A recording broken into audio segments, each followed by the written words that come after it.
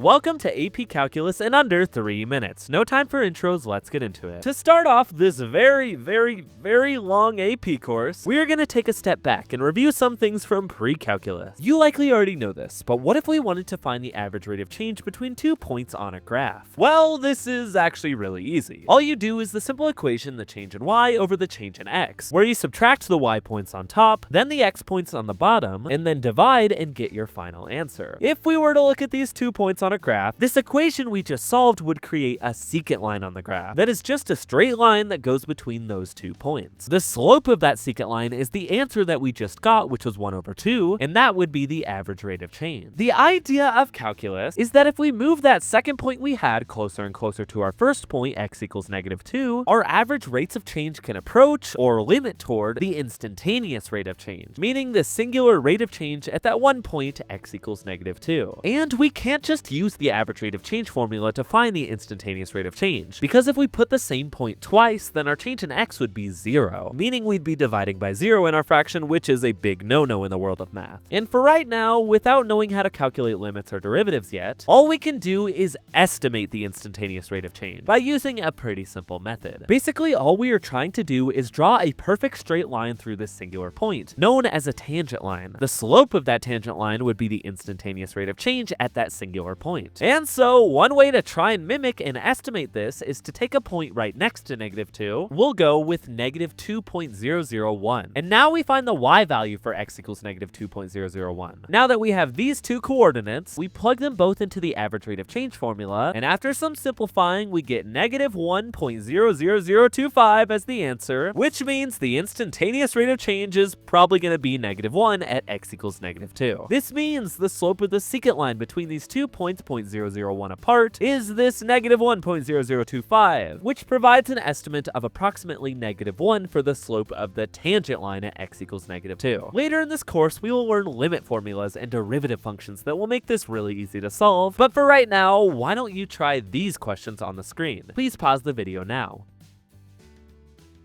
I'll put the answers on the screen now.